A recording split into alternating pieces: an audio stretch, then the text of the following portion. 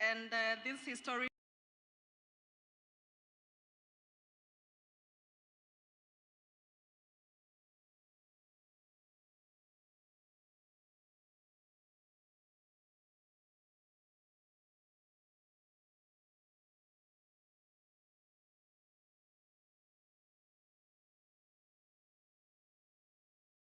day, the 30th day of May 2023, where kids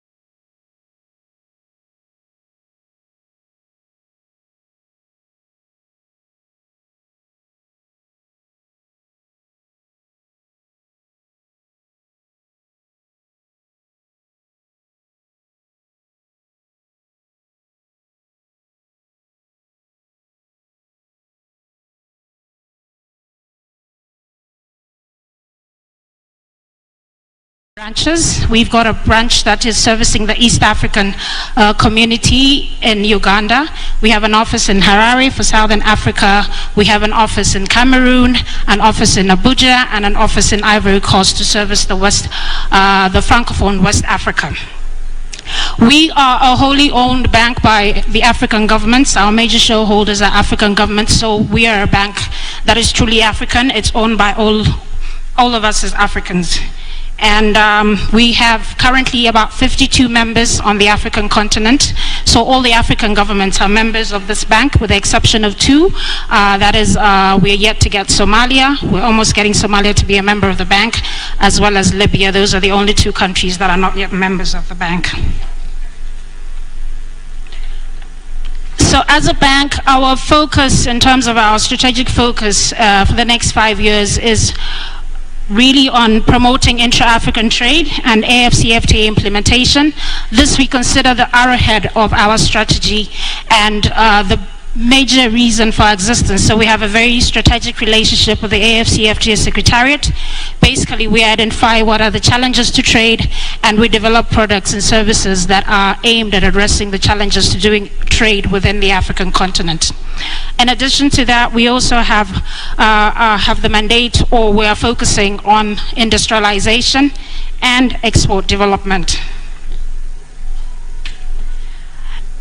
With the focus on intra-Africa trade. We generally define intra-Africa trade as trade amongst and between African countries, but we've extended that definition to include SMEs, to include the African diaspora, because we understand the importance of the African diaspora in terms of their contribution to bringing in remittances, investments, and their potential to invest in and trade with the African continent.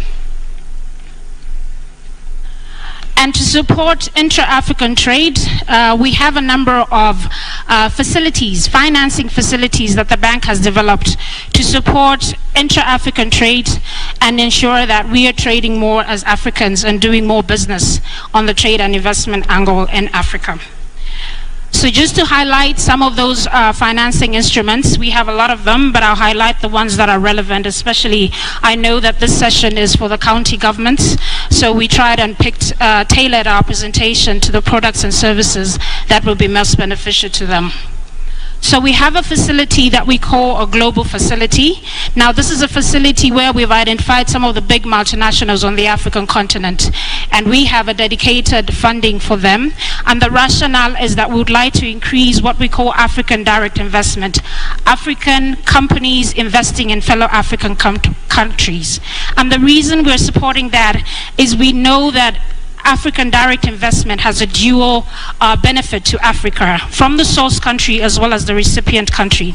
And just to highlight that, as part of our partnership with Ken Invest, we worked with them to bring some of our intra-African champions, those multinational companies whom we have a relationship with, to bring them to this conference and explore the investment opportunities that are in Kenya and of course that are available in the counties. We have an investment finance facility, which is basically a facility that we offer to investors that are looking to invest on the African continent. So we have a dedicated facility for that. And then we offer guarantees as well. And also we offer contracting related guarantees. We have maybe just to highlight, we also have other finance facilities that are related to marine facilities, fleet facilities, basically trying to promote logistics and transportation of goods and services across the African continent. And just let me highlight that we also have a facility that is aimed at bringing a lot of the ideas that are coming in from the SMEs, from the businesses, from the counties to bankability. So we have a dedicated facility which we call the Project Preparation Facility.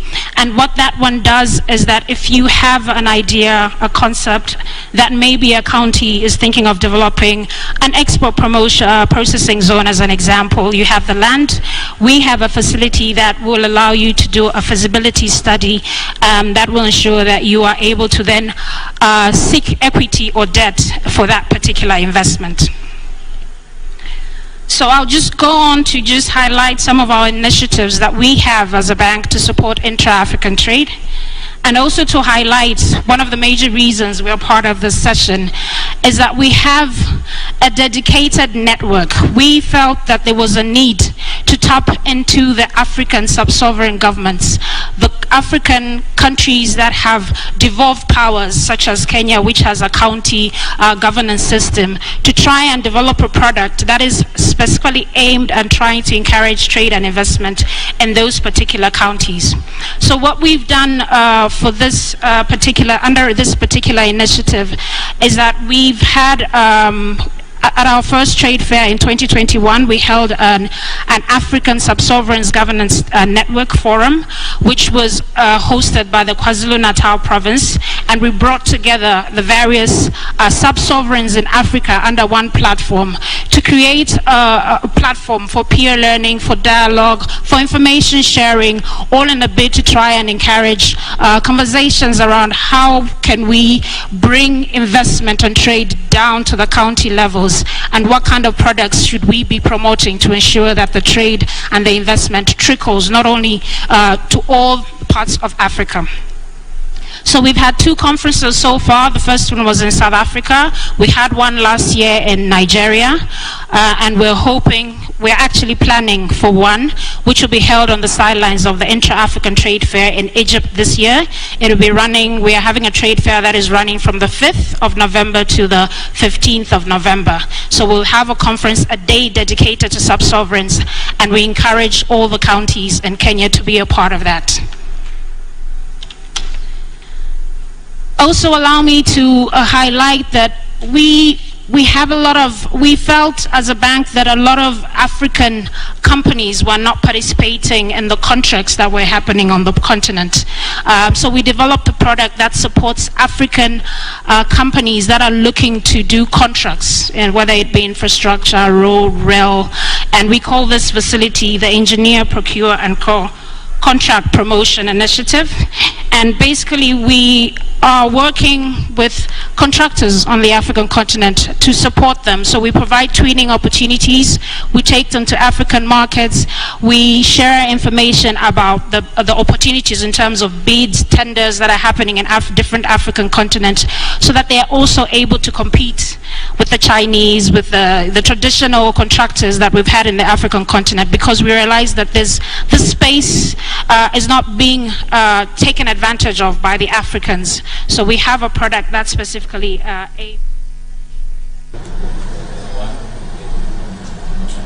That is our very own John Jacob Kuria talking about counties as the new frontiers for trade. We are still at the Kenya International Investment Conference, which was running from the 29th. Now it is the 31st of May. We have had a very nice 3 days where various businesses have been conversing. Private sector players from all over the continent have been here. 100 of the biggest companies in Africa, 54 trade ministers, and 2,000 delegates. Of course, there was also the session for Wekeza Dada, where a lot of women who are in investment and trade were talking about how they're going to expand their businesses, and they were networking, and they were thinking about how they can connect with businesses not only in the African continent but also out throughout the globe. And as the day has been progressing, we have also seen that there were various principal secretaries, like the principal secretary for investment promotion, who of course has been behind the whole Kiko event and who has been championing for trade connections and memorandum of understanding with various countries. We also had a session for the Chinese government, and of course the Chinese embassy in Kenya were talking about enhancing trade and enhancing connections and bringing, of course, investors from the country, the Asian country, to ensure that we can promote trade within the country. With me I have, and you can please come. Of course, we had exhibitors who are also here, and exhibitions that we had been walking through. I don't know if you remember, but for the first day, we were testing out different products from different counties. If you could just introduce yourself. You're currently live on KBC.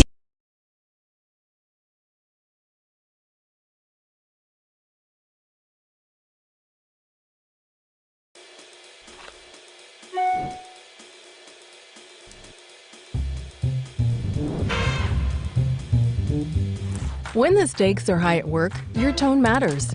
Grammarly's advanced tone suggestions can help. Because when you write with just the right confident tone, you can meet any challenge to move your project forward.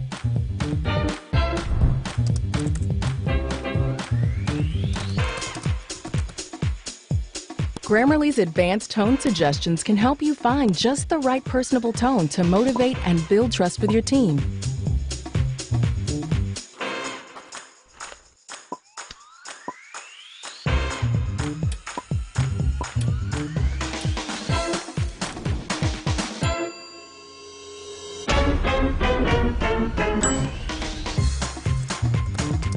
Grammarly's advanced tone suggestions can help you find just the right positive tone to close that important deal. Yes, getting the tone just right can help move your project forward. When you write it just right, click the blue button to download Grammarly today.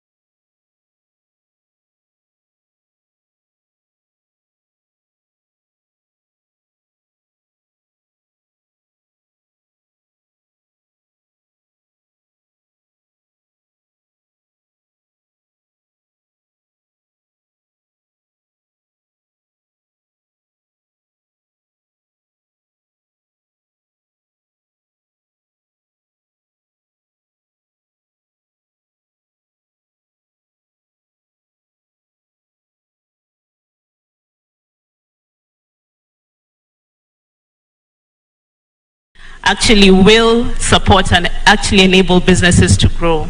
We have had 2 case studies that have been shown, have actually demonstrated this. We had, in the past years, a pilot program called Record Keeping, and Record Keeping digital application. And I'll talk about 2 beneficiaries of this program. This was a beta test that we did. One of them is feeding, a business that does animal feeds, right? And this is a high network business. I'm talking about revenues of about 100 million shillings a month on average. And another is one who had a cosmetic store in one of the malls here in Nairobi. So the benefits that we saw was that in 2 main things, stock intelligence, where our cosmetics founder was able to really understand what she needs to stock and intelligently, in a short time, figure out what's working for her in her business, other than just going about it with a blanket approach, due to data insights that she was able to collect. And for our stock management case, she was able to actually understand how to restock and how to produce in time to be able to sell and be efficient in her operations, managing her costs, but at the same time being able to meet the supply and the demand from the customers. So some of the applications that we see in the space, I think, in terms of access to markets and leveraging also on, for example, if you're looking at agribusiness, could be DigiFarm. Of course, this is quite popular, and other linkage tools such as Trigger and Soko Fresh in the industry. But we also have other businesses or tools that are looking specifically at the micro space, such as Toko, which is homegrown, and also several operations and errands delivery tools online. But I think the biggest that has had a quite big impact is still Facebook and Instagram. And this has gone across from the micro to the corporate level. So we cannot ignore these tools. And for us at ISBI, we also are partnering. We've partnered with Zoho, who is also an enterprise grade application, and they're in the country, and we're looking to actually give access to SMEs so that they can actually digitize their businesses at a scale that is, first of all, affordable to SMEs, but at a standard that is world-class. The conversation can continue on and on. It's an important conversation to have, but more so if we're looking at growing businesses through market access, bringing in efficiencies, cost management, and so on and so forth. Digitization ticks that box. And when we're looking, of course, at investment and access to capital, where we're looking at this process and translating what the banks are saying with what the businesses are saying, digitization is also the sweet spot of this. So thanks very much.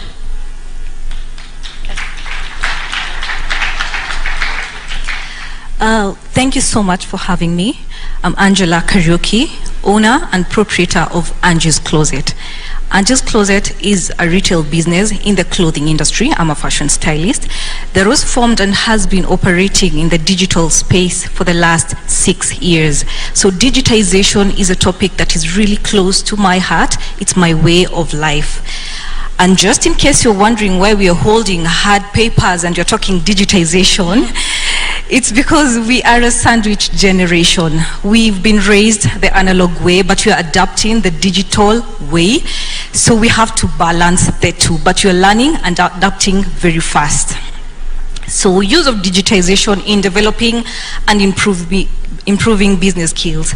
I will talk from a very personal perspective. My business has been in the digital space, to be specific, Facebook and Instagram. And one of the skills that I've come to learn is on marketing and advertisement. There's a lot of that we do. We post a lot of photos, we make a lot of videos and post them. We've learned how to post, when to post, how to target the audience so that we get our goods to the right clientele. So we've learned a lot of marketing and advertisement. We've also done a lot of staff recruitment online. I've gotten all my staff online. I just post, I'm looking to hire this and that, and I get to shortlist from the applications I get. It's an easier tool of doing business. Then I get to train, still learning from Google on what specifics that I need. We have something called branding that most businesses need to adapt because it goes a long way. A business that has a brand is more than a business. It's able to scale much faster. So I've learned to do a lot of branding. That's why when I introduce myself as Angie, someone will say, oh, Angie of Angie's Closet, because I've built a brand around that. This is something I have done on the social media platform. Then we have the e-commerce platforms. We have Moses who've talked about PaySoko. We have Jumia. We have websites that we're able to create just by Googling how to make a website. We are able to do all that on the digital platform. Then we can get the accounting system, stock taking system, and other systems, which some of them are free from the internet. Some of them you have to pay, but we're able to run business easily on the business platform, on the digital platform. So digital really is a way to go when you think of business. Thank you. Thank you, Angie. Thanks, Marianne.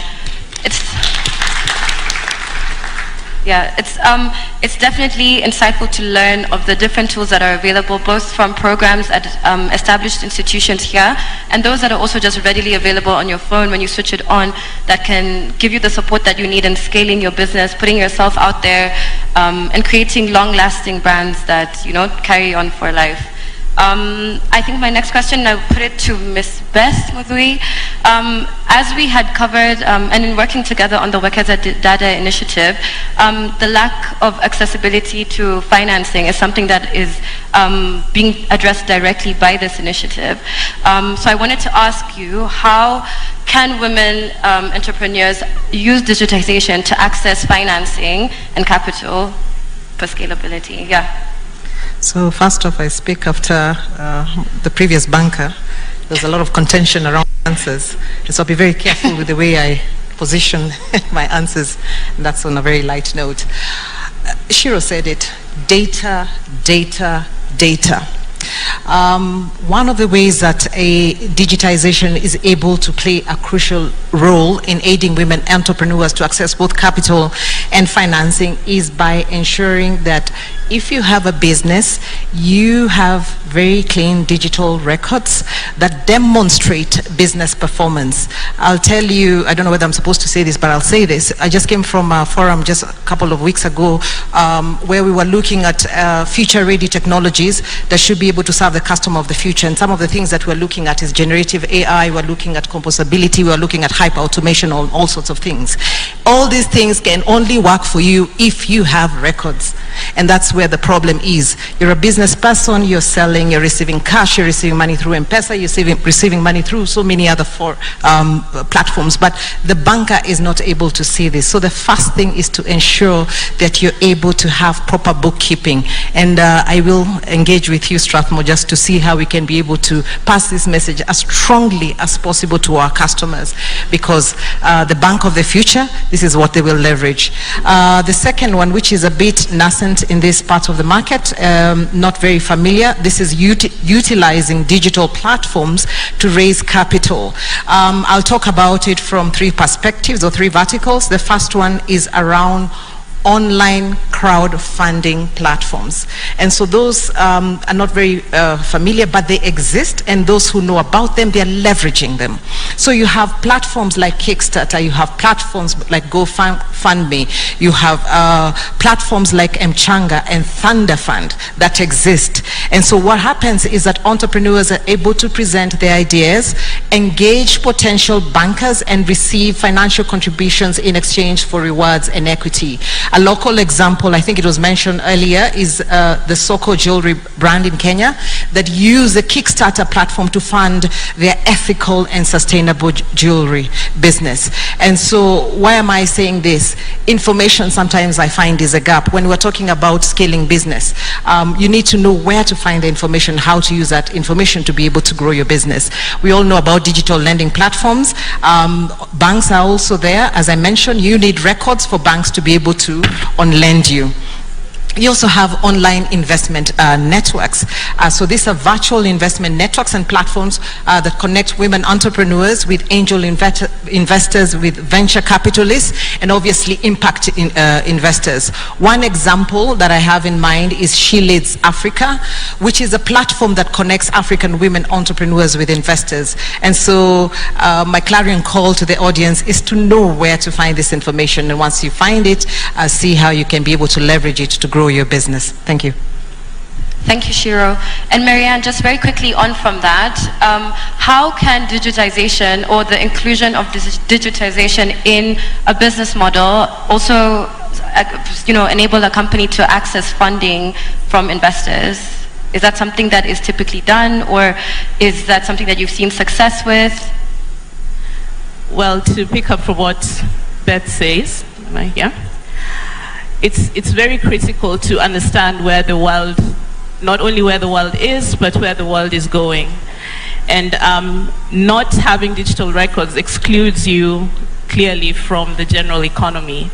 So, when we talk about this translation of the language between how the SME is talking and how the bank is talking, digitization can definitely create that intermediary, and digital records can create that level playing field where the entrepreneur really understands what they need to accomplish, and the bank also understands what the entrepreneur is actually doing. But this data needs to be reliable, and this is where the digital tools come in, right? And there are various opportunities. This has already been mentioned in terms of standardizing credit scores. I think it's a loose term if you think about it theoretically, but when it comes to actually SMEs understanding what's happening, we need to bring it to a level where we contextualize what's really happening in our SME businesses and what we're trying to actually implement when it comes to credit scoring. So for me, this digitization is clearly the shortest, most efficient way where we can leverage on tools and technologies, as has already been mentioned, AI, and this is not something that every entrepreneur needs to learn. These are things that work in the background, but then if you're looking at bookkeeping applications, point of sale systems and so on and so forth that actually contextualize to the statutory requirements and to our legal networks here, our legal expectations here for businesses in Kenya, then it makes sense, and it's the quickest way to reach the most businesses, and it also creates the opportunity for growth.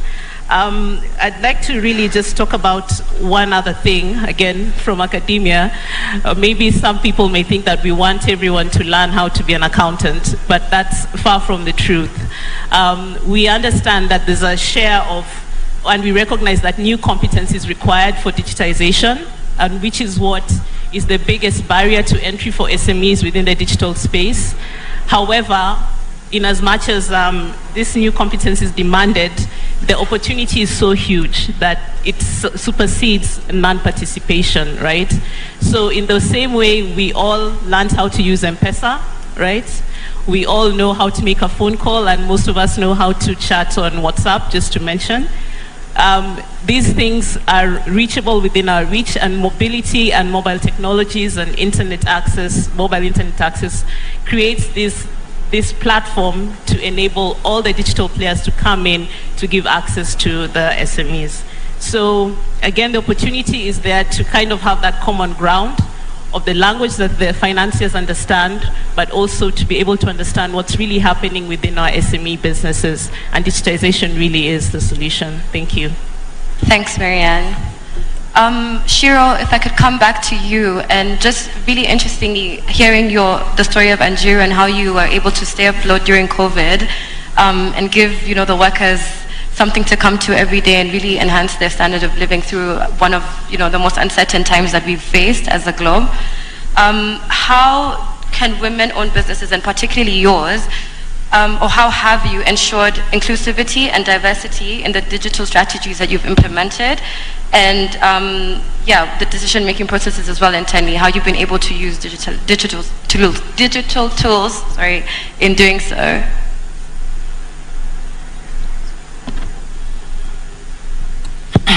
Thank you for the question. So mine is but an example of many other women.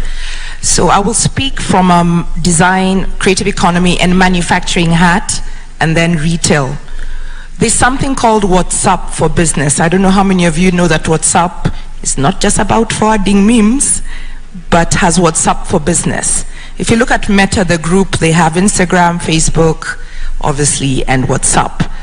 So we go out since we rebranded, and our business is now about the dignity of work I mentioned, but about people and for people. We go out into the markets, name it, what people call the Juakali industry, I call it manufacturing. And we source, but they need to be able to send pictures. It seems basic, but it's still where we are. When I talk about we don't have enough smartphones, it's not so that we can access I don't know what. It's so they can send a picture of their product, okay? Because access to where they are sometimes is limited. It's our reality, not just in Kenya, but across the continent. If we're going to trade on the continent, we can't sometimes physically get there, but they're able, the women are able to take pictures of their products. We negotiate on WhatsApp. We negotiate pricing and everything. We then improve the quality with them. We give them feedback and say, actually, this is what we're looking for. We then, of course, use M-Pesa. Sometimes the money doesn't go into the bank, and this is why I always smile with bankers. You're using the data that's coming through your bank. You are refusing repeatedly to look at our M-Pesa statements. From 4 in the morning to literally midnight, we are trading on M-Pesa. You may call it unbankable, but we don't have time for money to go into the account, for us to remove it from the account. Plus it's expensive, fact. We need bankers and everybody else to come to where we are as women. We don't have the time. And don't say we don't understand accounting. Hire somebody for that. We understand we need to sell today, okay? We need the raw material today. We will balance the books, yes, but also in our minds as women, we're pretty good in understanding what has gone in and not. We talk about social media almost in a bad way. Women are social by nature. We have chamas, we have social groups, we have the largest WhatsApp groups as women, from school alumni to church, name it. We trade there. Nobody is coming and mining that data. Just as I was sat here, some lady asks, please can I forward your stuff to a group of over 400 women? What are we doing? We are marketing each other on WhatsApp, right? They're then able to get a link to our platforms. In those platforms, they then find what other women are doing. It may seem simple. I have been all the way to Sierra Leone to find women who weave. We are now going to Madagascar. I mentioned Rwanda earlier. We've gone to Makweni looking for women. It needs to get easier for these women to share what they do. Let's not forget we're at almost 25% smartphone penetration in Africa. For me, that is such a crippling number. We can do all the education possible, but these women can't access a market. They can't grow, we can't grow good people. When we talk about tech, there's at AI level all the good stuff, but there's no point in me having a website if I actually don't have product to sell. Why don't I have product to sell? Because the women who are making these amazing products don't have enough raw material or access to us. Let's honestly simplify it, please. There's a role for tech, but it needs to enable us to do certain things as women entrepreneurs. Like I said, that's my experience as a woman in manufacturing who does have the ability to, again, sell to Madam Sally here. But if she then asks me for 10,000 pieces, I will turn it down. And unfortunately, the women cannot make the 10,000 pieces. Not that they can't physically, they can't access many other things. So as we have this conversation, please let's not have it in silo. Let's have it in collaboration and in tandem with what is available for women to make, but more importantly, what is the market asking for? Dear government, you are our market as well. Kindly show us that you support these women in that way. Technologies are there, the banks are there, the groups are there, but they need market. We will not know if they don't exist if we're not connected to them as well. Thank you, Shiro. And thank you, ladies. Thank you. I think you can all join me in thanking all the ladies for joining us this morning, this afternoon. We really appreciate the knowledge that you've been able to share, your experiences. We don't take it for granted to have 4 very dynamic, very diverse, very successful women imparting useful knowledge on us. And only together truly can we build upon each other, learn from each other, and scale and support each other's businesses, which I think myself is the overall aim of the Wekeza Dada initiative. So we look forward to all your support as we come knocking on your doors to make this initiative a success. Thank you so much.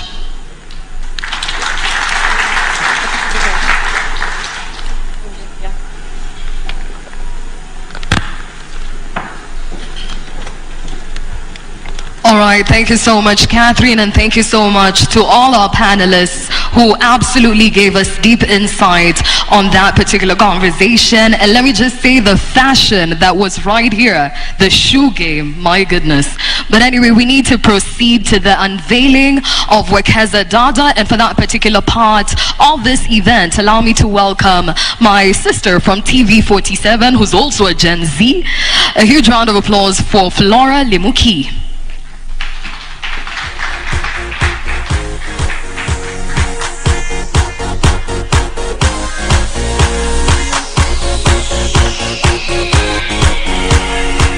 Good afternoon.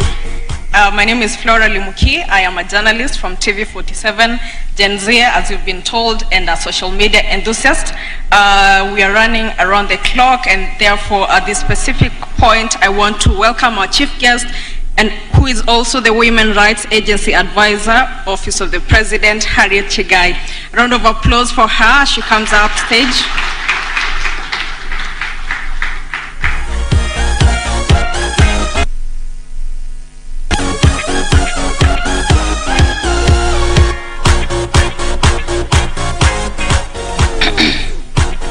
Wow, don't we all feel knowledgeable today? Good afternoon, everybody.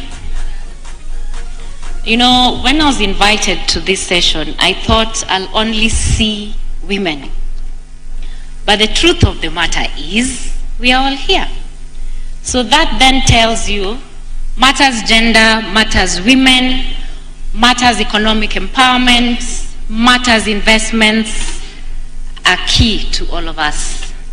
So to PS Abubakar, who invited us, thank you very much. I've seen PS Veronica Nduva around, PS Muhwana, CEO Ken Invest, for those who are doubting government in terms of mentoring the young people. She's a true definition of the young within the executive banner. We also have our development partners. I have also seen the chair of Ken Invest is here, the board of directors, and my good friend, Governor Sang, all the way from Nandi County. Ladies and gentlemen, once I had this discussion with my governor, and I told him, women need to be economically empowered, and we need to move the discussion from women economic empowerment to women economic empowerment and investment. He told me, but women are the rich ones.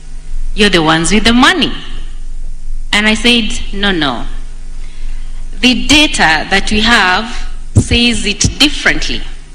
The banks are telling us only 2% of women in this country are bankable.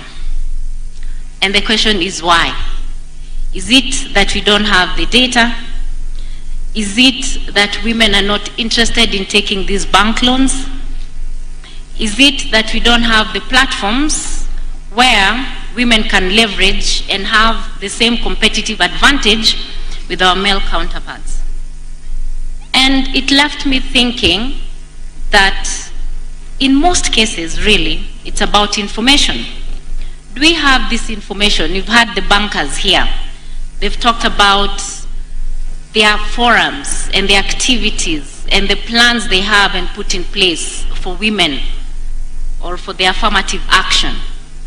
And the question I've always asked the banks, who is sitting with this information? Where is this information? How many know? And a good example is the affirmative action funds. I'm glad to see SBM here, but I would have loved to see all the banks in this hall. We have about 5 banks that have signed into the AFAWA, or rather the ADB Bank Affirmative Action Fund.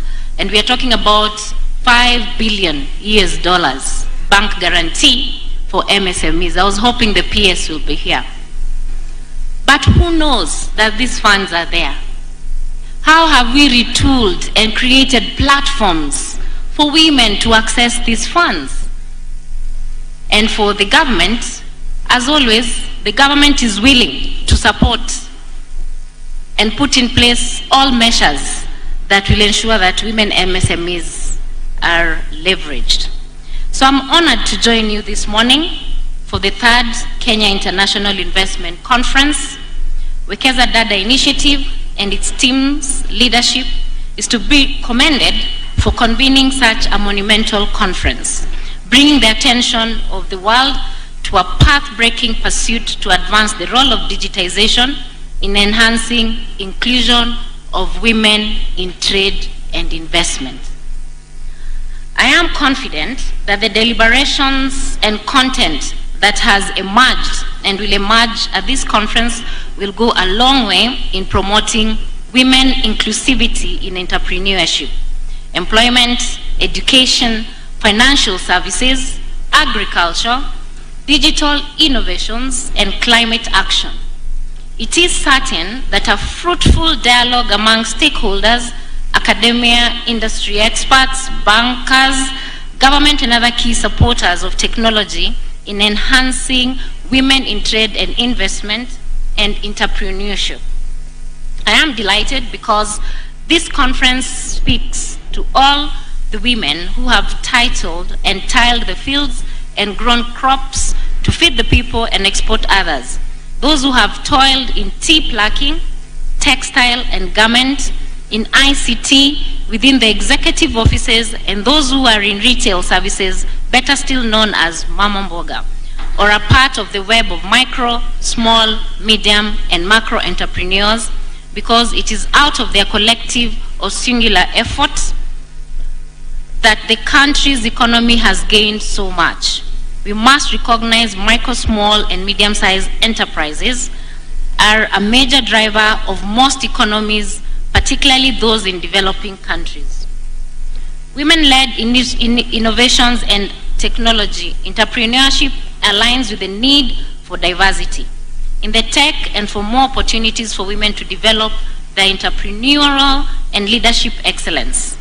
These initiatives focus on immersive learning, mentorship and coaching, building and growing Africa's next iconic startups, taking on the continent's most relevant challenges and opportunities with the support of seed capital. In Kenya, the results of the 2019 Fin Access Household Survey revealed formal financial inclusion has risen to about 82.9%, up from 26.7% in 2006, while complete exclusion has narrowed to 11% from 41.3% in 2006, and thanks to the mobile money. The 2021 survey assessed that formal financial inclusion, as measured by the access dimension, expanded to 83.7% in 2021 from 82.9% in 2019. This is a great feat since the launch of M-Pesa in March 2007, there has been a remarkable progress towards ensuring that all Kenyans, women included, regardless of their social or economic status, are financially included.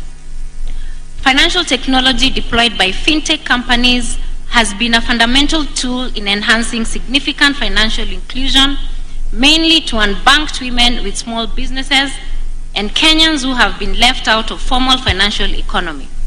By leveraging alternative forms of data for underwriting, there has been key advancements towards democratizing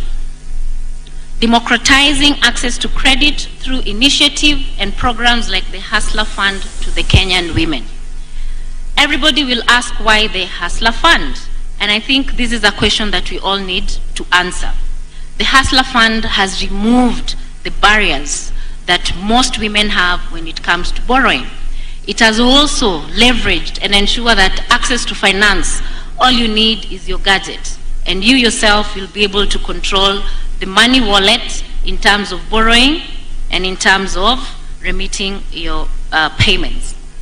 Agenda 2063 of the African Union is founded on the conviction that the people of Africa are the architects of the continent's sustainable development and are therefore essential to achieving it. It further recognizes the important role of women in that regard. Indeed, Aspiration 6 of Agenda 2063 seeks to create a prosperous Africa whose development is people-driven, relying on the potential offered by African people, especially its women and youth. As we collectively work towards implementing the African Continental Free Trade Area, we have the potential to unlock the 1.28 billion market in Africa, thereby creating an enabling environment for women entrepreneurs to expand their businesses, forge new partnerships, and access regional and international markets. The African Continental Free Trade Area, with its emphasis on inclusivity and women's economic empowerment, and let us add investment, can serve as a catalyst for fostering sustainable, inclusive growth across our continent. This conference is a pivotal event that marks a significant milestone in our collective pursuit of economic growth and prosperity for women in Africa. We all know that numbers don't lie. I have reflected on the significant statistics that highlight the increasing involvement of women in trade across Africa and beyond. Over the past decade, we have witnessed a remarkable transformation, with women-owned businesses representing a substantial portion of the continent trade sector. According to recent data, women entrepreneurs make up to nearly 40% of Africa's business owners, and their contribution to GDP is estimated to about $20 billion biannually. Women constitute a substantive portion of the African workforce, with over 50% engaged in various economic activity. The question is, how do we position women-owned businesses? How do we make them access funds? How is it then, and how can they retail, and how can they be trained or coached on financial literacy for them to be able to leverage not only to do business, but how they expense their finances as well? Ladies and gentlemen, as government, we continue to focus on the development of the ICT sector through ensuring we have in place enabling policy, legislative and institutional framework, investments in reliable and accessible of ICT's infrastructure, by promoting the growth and development of the sector through continuous skills development and capacity building. We must get women into the fintech space. Currently, we are within the e-mobility discussions, the cryptocurrency, artificial intelligence. Where are the women? How have we positioned women and their businesses to leverage and fit into these spaces? Women-led businesses are important contributors to the global economy, especially in developing countries like Kenya, where SMEs are estimated to generate about 70% of jobs and 40% of economic growth. According to CNN and BBC and the Telegraph UK, many women-owned businesses have mushroomed post-COVID, and there is realization that recovery from COVID-19 is impossible without the women recovering. Can I hear an amen? However, we must acknowledge the challenges faced by women in trade in Africa. The situation of women-owned MSMEs globally is complex and varied, with significant regional and country-level differences. Despite the progress made and efforts to promote entrepreneurship and support women-owned businesses, there are still significant barriers and challenges that hinder their growth and successes. Women continue to encounter various obstacles that hinder their full participation in socio-economic activities and decisions thereof. Gender disparities in access to finance, cultural biases, limited access to training and capacity building opportunities, unequal access to markets and resources, inadequate infrastructure, and gender-based discrimination are among the barriers that ail actors independent to women's full participation and success. It is noteworthy to mention that the Government of Kenya bottom-up economic transformation agenda has continued to provide spaces for women's empowerment.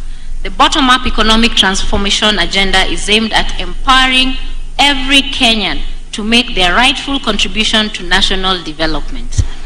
This agenda has significantly touched on the need for Kenyan women economic empowerment as an approach to leaving no one behind. Ladies and gentlemen, to harness the full potential of women in trade and investment, we must adopt a multi-stakeholder approach that fosters a culture of collaboration and partnership, leveraging on the synergies of governments, the private sector, civil society, and international organizations. We must come together to collaborate to create an enabling environment that supports women entrepreneurs at every stage of their business journey. I want to assure you that women possess unique perspectives, insights, and abilities that can contribute to the formulation and implementation of effective policies, ensuring the gains of economic growth are equitable and well distributed. The question is, why women? World over, it is known that if you place money and knowledge in the women's hands, we shall have solved many societal problems. And when we talk about women, we also talk about our children. And when we talk about our children, we are talking of both boys and girls. So women as the basket of warmth and hope is the reason as to why we are saying, let us build this front and encourage as many women as possible, empower as many as possible, so that we can solve societal problems. I also encourage us to take advantage of the platforms offered by this conference to emerge with concrete actions with clear indicators of success. I believe that together we can create a digital world of which we are proud to be part of, a place where all people are safe, secure, and most importantly, equal. The Government of Kenya has signed the intent with World Economic Forum to leverage and put in place the Gender Accelerator on MSMEs. What that means is that it is time for all stakeholders to put their hands together and come up with possible monitoring and evaluation tools that can encourage women investments, that can encourage for us to have a gender-based data, for us to track the kind of traction we are making. We must embrace technology. We must be very disruptive and at the same time very attractive. We must be deliberate to make the changes that we want. We must accelerate our programs and ensure that even as we have these discussions, it doesn't end here. Even as we put policies in place, can we translate the policies into law? As we live here today, let us be the agents of change to advocate for policies that protect the women's spaces and dismantle the barriers that hinder women's progress across sectors. Let us remember the words of Professor Wangari Maathai. In the course of history, there comes a time when humanity is called to shift to a new level of consciousness. Today we stand at that threshold, ready to embrace a new area of unlocking inclusive and sustainable trade and investments in Africa, with women at the forefront of international investments. Thank you very much.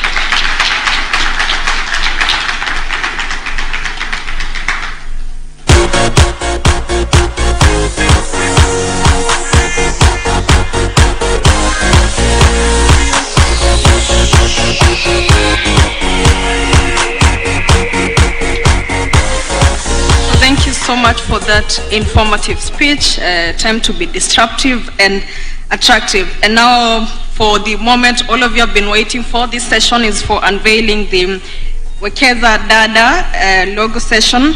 And remember, this is an initiative that will help women move from traders to being investors, while also incorporating the changing world technologically and paradigm shift to the digital world. And as we strive to achieve the SDG 5, which encompasses achieving gender equality, empowerment of all women and girls. And at this moment, allow me to welcome these ladies up here so that we can unveil. Salima Hihu, Chairperson, Can Invest. June Achepkemei, CEO, Can Invest. And Harriet Chigai, Women Rights Agency Advisor, Office of the President. Be upstanding. Give them a round of applause as they come upstage.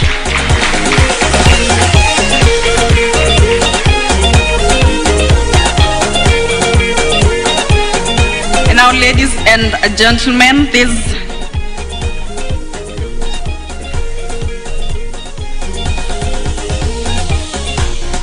and I'm told also the committee kindly join us.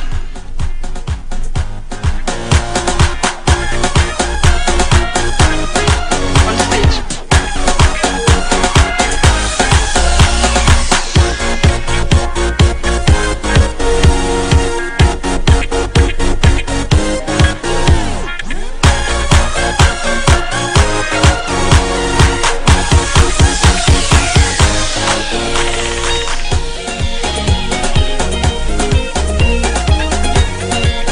So, ladies and gentlemen, I think it's best if we stand so that even as the DJ gives us that number, we're able to dance while at it. I now declare Wekeza Dada officially launched, and I hope that you have already endorsed me to be the champion and the one patron for this initiative. The 30th day of May 2023, Wekeza Dada is up and running, and remember, the future is digital and it's time for us women to take up the space. At this juncture, thank you so much. This session comes to an end at this point. I've been your host for this session, Flora Limuki, and it's my absolute honor to now invite Miano Mushiri to take us through the next session.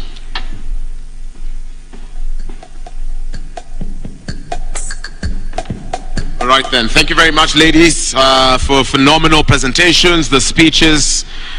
We do say life without women, we have no idea what we would be. Now for the last session that we're going to have, and please can we walk through this as quick as we can. I'm going to give you gentlemen and speakers half an hour. It is going to be about the counties as new frontiers. Some life. Good afternoon.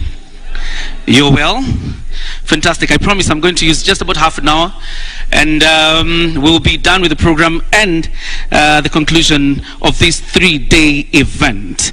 We're going to be discussing the counties as new frontiers of investment, and also focusing on the role of regional blocks. Very quickly, we have the Lake Region Economic Bloc in Kenya, North Rift, Frontier Counties Development Council, Jumuiya ya Counties za Pwani, Southeastern Kenya, Mount Kenya, and Aberdares. Ladies and gentlemen, a round of applause for Dr. Gainmore Zainamwe, the Director, Inter-African Trade Initiative, Afrexim Bank. Makofi kwake. Tumpigie makofi mazuri tafadhali. A good applause for Dr. Gainmore.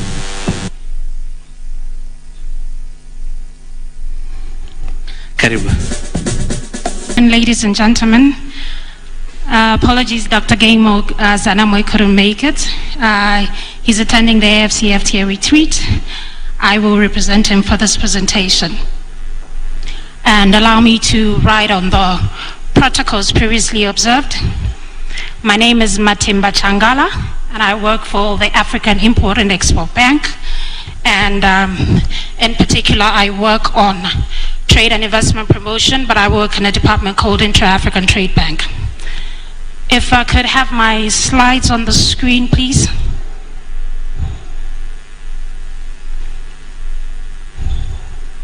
Okay, while the slides come up, I'll start with the presentation. I'm conscious that we have got limited time.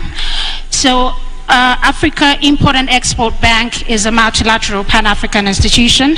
We are headquartered in Cairo, Egypt. We've got 5 regional branches. We've got a branch that is servicing the East African community in Uganda. We have an office in Harare for Southern Africa. We have an office in Cameroon, an office in Abuja, and an office in Ivory Coast to service the Francophone West Africa. We are a wholly owned bank by the African governments. Our major shareholders are African governments, so we are a bank that is truly African. It's owned by all of us as Africans. And we have currently about 52 members on the African continent. So all the African governments are members of this bank, with the exception of 2. That is, we are yet to get Somalia. We're almost getting Somalia to be a member of the bank, as well as Libya. Those are the only 2 countries that are not yet members of the bank. So as a bank, our focus in terms of our strategic focus for the next 5 years is really on promoting intra-African trade and AFCFTA implementation. This we consider the arrowhead of our strategy and the major reason for existence. So we have a very strategic relationship with the AFCFTA Secretariat. Basically, we identify what are the challenges to trade, and we develop products and services that are aimed at addressing the challenges to doing trade within the African continent. In addition to that, we also have the mandate, or we are focusing on industrialization and export development. With the focus on intra-Africa trade, we generally define intra-Africa trade as trade amongst and between African countries, but we've extended that definition to include SMEs, to include the African diaspora, because we understand the importance of the African diaspora in terms of their contribution to bringing in remittances, investments, and their potential to invest in and trade with the African continent. And to support intra-African trade, we have a number of facilities, financing facilities that the bank has developed to support intra-African trade and ensure that we are trading more as Africans and doing more business on the trade and investment angle in Africa. So just to highlight some of those financing instruments, we have a lot of them, but I'll highlight the ones that are relevant. Especially, I know that this session is for the county governments, so we tried and tailored our presentation to the products and services that will be most beneficial to them. So we have a facility that we call a global facility. Now this is a facility where we've identified some of the big multinationals on the African continent, and we have a dedicated funding for them. And the rationale is that we would like to increase what we call African direct investment. African companies investing in fellow African countries. And the reason we're supporting that is we know that African direct investment has a dual benefit to Africa, from the source country as well as the recipient country. And just to highlight that, as part of our partnership with Ken Invest, we worked with them to bring some of our intra-African champions, those multinational companies whom we have a relationship with, to bring them to this conference and explore the investment opportunities that are in Kenya and of course that are available in the counties. We have an investment finance facility, which is basically a facility that we offer to investors that are looking to invest on the African continent. So we have a dedicated facility for that. And then we offer guarantees as well. And also we offer contracting related guarantees. We have Maybe just to highlight, we also have other finance facilities that are related to marine facilities, fleet facilities, basically trying to promote logistics and transportation of goods and services across the African continent. And just let me highlight that we also have a facility that is aimed at bringing a lot of the ideas that are coming in from the SMEs, from the businesses, from the counties to bankability. So we have a dedicated facility which we call the Project Preparation Facility. And what that one does is that if you have an idea, a concept that maybe a county is thinking of developing an export promotion processing zone as an example, you have the land, we have a facility that will allow you to do a feasibility study that will ensure that you are able to then seek equity or debt for that particular investment. So I'll just go on to just highlight some of our initiatives that we have as a bank to support intra-African trade, and also to highlight one of the major reasons we are part of this session is that we have a dedicated network. We felt that there was a need to tap into the African sub-sovereign governments, the African countries that have devolved powers, such as Kenya, which has a county governance system, to try and develop a product that is specifically aimed at trying to encourage trade and investment in those particular counties. So what we've done for this under this particular initiative is that we've had at our first trade fair in 2021, we held an African Sub-Sovereigns Governance Network Forum, which was hosted by the KwaZulu-Natal province, and we brought together the various sub-sovereigns in Africa under one platform to create a platform for peer learning, for dialogue, for information sharing, all in a bid to try and encourage conversations around how can we bring investment and trade down to the county levels, and what kind of products should we be promoting to ensure that the trade and the investment trickles not only to all parts of Africa. So we've had 2 conferences so far. The first one was in South Africa. We had one last year in Nigeria, and we're actually planning for one which will be held on the sidelines of the Intra-African Trade Fair in Egypt this year. It'll be running, we are having a trade fair that is running from the 5th of November to the 15th of November. So we'll have a conference, a day dedicated to sub-sovereigns, and we encourage all the counties in Kenya to be a part of that. Also allow me to highlight that we felt as a bank that a lot of African companies were not participating in the contracts that were happening on the continent. So we developed a product that supports African companies that are looking to do contracts, and whether it be infrastructure, road, rail, and we call this facility the Engineer, Procure and Contract Promotion Initiative. And basically we are working with contractors on the African continent to support them. So we provide twinning opportunities, we take them to African markets, we share information about the opportunities in terms of bids, tenders that are happening in different African continents, so that they are also able to compete with the Chinese, with the traditional contractors that we've had in the African continent, because we realize that this space is not being taken advantage of by the Africans. So we have a product that specifically